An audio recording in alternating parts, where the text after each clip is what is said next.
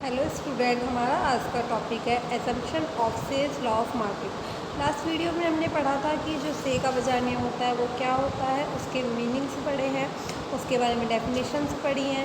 ठीक है कि से का बजाय नियम का बेसिक क्या है वो चीज़ पढ़ी है। आज हम उसी से रिलेटेड टॉपिक में assumption of Say's laws of market पढ़ेंगे। इसमें फर्स्ट है there is a free market economy, कि ये है क्या होती है, जो मार्केट इकनॉमी होती है उससे पूरी तरह से फ्री होती है।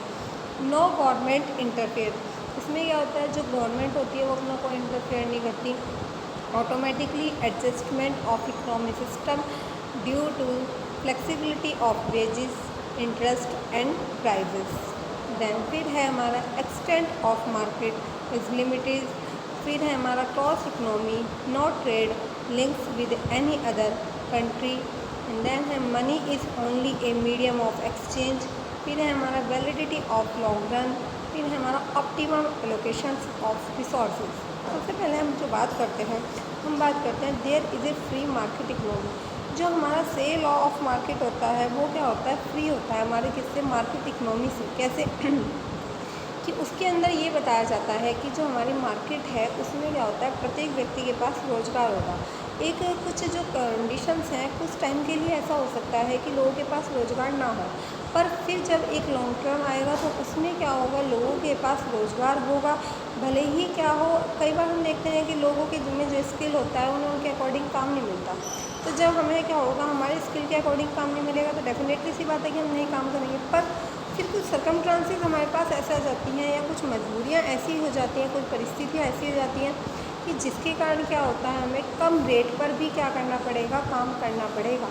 ठीक है, तो ये क्या होता है, there is a free market economy. तो और मार्केट इकोनॉमी में क्या होता है, वह इकोनॉमी होती है जिसमें क्या होते हैं, क्रेता और विक्रेता क्या होते हैं, बराबर होते हैं, कि जितने बायर होते हैं उतने ही सेलर होते हैं। पर ऐसा नहीं होता। ठीक है, सेल्स लॉ ऑफ मार्केट में ऐसा नहीं बताया गया है कि जितने क्रेता होंगे उतने ही विक्रेता होंगे। सेकंड है नो गवर्नमेंट इंटरवेंशन। गवर्नमेंट, देखो गवर्नमेंट का बहुत बड़ा रोल होता है। तो से क्या बताते हैं कि जो गवर्नमेंट होती है वो क्या करती है, अपना हस्तक्षेप इसके अंतर्गत नहीं करती है, वो अपना कोई इंटरफेयर नहीं करती। जैसे जिसको काम करना है वो उसके अकॉर्डिंग काम कर सकता है। ठीक है, उसमें वो ये नहीं करेगी कि इस काम को करने के लिए आप बाउंडेड हैं या इस काम को करने के लिए आप बाउंडेड नहीं हैं। ठीक है, उसमें क्या है, आप अपने अकॉर्डिंग किसी प्रोडक्ट को लॉन्च कर सकते हैं, आप अपने अकॉर्डिंग उस प्रोडक्ट की मैन्युफैक्चरिंग कर सकते हैं। प्रोडक्ट में क्या क्वालिटी डालनी है, क्या उसमें प्राइस होना चाहिए, वो सब क्या होता है, जो बना रहा है प्रोडक्ट वाला वो ही रखता है। नो गवर्नमेंट, कोई क्या होती है, गवर्नमेंट क्या होगा, कोई भी हस्तक्षेप करने की नीति अपने यहाँ नहीं रखती। सरकार द्वारा आर्थिक शक्तियों की क्रियाशीलता में कोई बाधा नहीं होती। जो भी हमारी इकोनॉमिक एक्टिविटीज़ होती हैं, गवर्नमेंट क्या करती है, अपने यहाँ पे उसमें कोई इंटरफेयर नहीं करती। वो कहती है कि जितने प्रोडक्ट बनना है उसके अकॉर्डिंग आप एम्प्लॉई रख सकते हो, और ये होना चाहिए कि ज़्यादा से ज़्यादा कोशिश की जाए, प्राइवेटाइजेशन किया जाए, जिससे कि क्या हो, लोगों को ज़्यादा से ज़्यादा रोज़गार मिले और काम ज़्यादा हो, प्रोडक्शन ज़्यादा हो। प्रोडक्शन ज़्यादा होगा तो डेफिनेटली सी बात है कि हमारी सोर्स ऑफ इनकम भी बढ़ेंगे। फिर है हमारा automatic adjustment of economic system due to flexibility of wages, interest and prices. ये क्या होता है, ऑटोमेटिकली सोते ही क्या करता है, एडजस्ट हो जाता है किसमें, एक इकोनॉमिक सिस्टम में, अकॉर्डिंग टू उसकी फ्लेक्सिबिलिटी के, वेजेस के अकॉर्डिंग। वही है कि अगर आपको कहीं पे रोज़गार नहीं मिलेगा, ठीक है, और आपको क्या है, उस रोज़गार की ज़रूरत है, तो आप लोग क्या करोगे, सिंपल सी बात है, क्या वहाँ पे जॉब करना चाहोगे। क्यों, क्योंकि आपको क्या है, पैसे की नीड है। आप ये नहीं देखोगे उस टाइम कि मेरा स्किल के अकॉर्डिंग मुझे पेमेंट मिल रहा है या नहीं मिल रहा, क्योंकि मुझे नीड है। तो अगर मुझे छोटा काम भी मिलेगा तो मैं क्या करूँगा, उस काम को करने के लिए तैयार रहूँगा। फिर है इंटरेस्ट एंड क्या, प्राइस। देखो हमारा क्या होता है, जो भी इंटरेस्ट होता है, इंटरेस्ट सिंपल सी बात है, आपने कहीं पे कैपिटल लगाई है तो उस कैपिटल को हमने इसीलिए लगाया जाता है कि जिससे कि हमें क्या मिले, उसके ऊपर इंटरेस्ट मिले। ठीक है, तो हमें मैक्सिमम से मैक्सिमम इंटरेस्ट मिलेगा। कैसे, क्योंकि जब हमारा इन्वेस्टमेंट बढ़ेगा, लोगों को रोज़गार मिलेगा, लोगों की इनकम बढ़ेगी, इनकम बढ़ने से क्या होगा, लोगों का इन्वेस्टमेंट बढ़ेगा। इन्वेस्टमेंट क्या होगा, गवर्नमेंट जो होगी अपना इन्वेस्टमेंट एफडीआई वगैरह कर सकती है बाहर वो अपना इन्वेस्टमेंट करेगी, तो उससे क्या होगा, उसको इंटरेस्ट ज़्यादा मिलेगा। और प्राइस भी क्या होता है, फ्लेक्सिबल हो जाता है अकॉर्डिंग टू मार्केट सिचुएशन। जैसी जैसी मार्केट की सिचुएशन होगी उस सिचुएशन के अकॉर्डिंग ही हमारे प्राइस वगैरह क्या होते हैं, फ्लेक्सिबल हो जाते हैं, चेंज हो जाते हैं। देन फिर बात करते हैं extent of market and limit. ये क्या होता है, जितनी भी हमारी जो मार्केट होती है उस मार्केट के लिमिट के अकॉर्डिंग काम होता है, ठीक है। मार्केट में क्या होता है, हम देखते हैं कि एक टाइम ऐसा हो सकता है कि लोगों के पास उतना रोज़गार नहीं है जितना ज़रूरत है लोगों को, परंतु क्या होता है कुछ टाइम बाद क्या होता है मार्केट में ऐसी कंडीशंस आ जाएंगी जिसके कारण क्या होगा, हर व्यक्ति को रोज़गार मिलना संभव हो जाएगा। और जब हर व्यक्ति को रोज़गार मिलना संभव हो जाएगा तो सिंपल सी बात है कि सेल्स लॉ ऑफ मार्केट में हमारा वहाँ पे अप्लाई हो जाएगा, क्योंकि सेल्स लॉ ऑफ मार्केट का बेस्ट नियम क्या है कि प्रत्येक व्यक्ति के पास क्या होना चाहिए, रोज़गार होना चाहिए।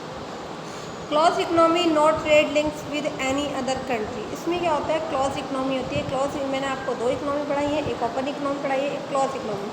क्लॉज इकोनॉमी क्या होता है, क्लॉज इकोनॉमी वह इकोनॉमी सिस्टम होता है जिसमें क्या होता है जो हमारा ट्रेड होता है या जो हमारा इम्पोर्ट एक्सपोर्ट होता है वो किसी अदर कंट्री के साथ ना होके जिस कंट्री से हम बिलोंग करते हैं उसी कंट्री के साथ क्या होगा, हमारा इम्पोर्ट एक्सपोर्ट होगा।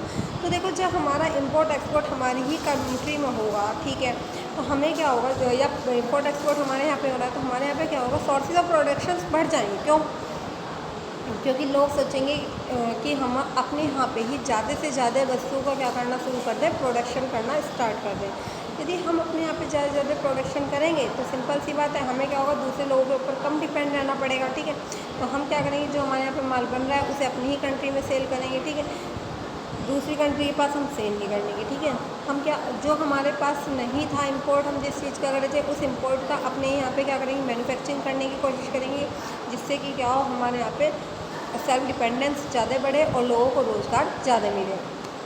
फिर आता है money is only a medium of exchange. क्या होता है इसमें, सेल्स लॉ ऑफ मार्केट में बताया गया है कि जब भी हम किसी व्यक्ति से सामान खरीदेंगे तो जब हम उससे सामान खरीदेंगे तो हमारे पास जो मीडियम होगा एक्सचेंज का वो क्या होगा, मनी होती है। कि पैसा ही क्या होता है, एक ऐसा मीडियम होता है जिसे हम देके कुछ भी सामान खरीद सकते हैं। देखो पहले यहाँ पे हमारे यहाँ पे वस्तु विनिमय होता था। वस्तु विनिमय में क्या होता था कि एक वस्तु ली जाती थी, उसके बदले में दूसरी वस्तु दी जाती थी। अब देखो इसमें प्रॉब्लम क्या क्रिएट होनी स्टार्ट हुई, प्रॉब्लम ये हुई कि यदि मुझे सामान नहीं चाहिए, मुझे सामान चाहिए पर मुझे किसी दूसरे से सामान लेना है, ठीक है, जब मैं उसे सामान लेना चाहूँगा और वो नहीं देना चाह रहा है तो फिर मैं कैसे करूँगा, वस्तु विनिमय। तो इसने क्या करा, money is only medium of exchange के द्वारा हमें कोई भी चीज़ चाहिए तो बस हमारे पास पैसे होने चाहिए। यदि हमारे पास पैसे हैं तो इसके मीडियम से हम क्या कर सकते हैं, सामान अपना खरीद सकते हैं जो हमारा मन चाहे। फिर है वैलिडिटी ऑफ लॉन्ग रन। सेल्स लॉ ऑफ मार्केट का नियम जो है हमें ये बताता है कि जो हमारी वैलिडिटी होती है वो क्या होती है, एक लॉन्ग टाइम के लिए, एक लंबे समय के लिए इसकी वैलिडिटी होती है, वैधता होती है। जिससे क्या होता है, कोई प्रोडक्ट होगा या लोगों के काम करने की, क्या लोगों को ज़्यादा से ज़्यादा वहाँ पे काम करने को मिलेगा। तो इसमें क्या होता है, कोई भी जो प्रोडक्ट बनता है उस प्रोडक्ट की जो वैलिडिटी होती है वो क्या होती है, लॉन्ग टाइम के लिए, लंबे समय के लिए होती है।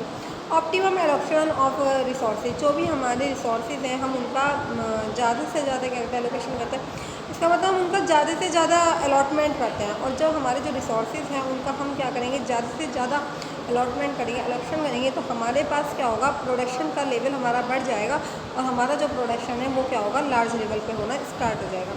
तो ऐसे ही हमारी जो थी एजम्पशन में कुछ और एजम्पशंस बताए हैं कि परफेक्ट मार्केट होता है। इसमें परफेक्ट मार्केट में क्या होगा, बाज़ार में क्या होगा, पदार्थ जो प्रोडक्ट मार्केट है उसमें पूर्ण स्थितियाँ पाई जाएंगी, वही सेलर बायर भी हमें पूरे मिलेंगे।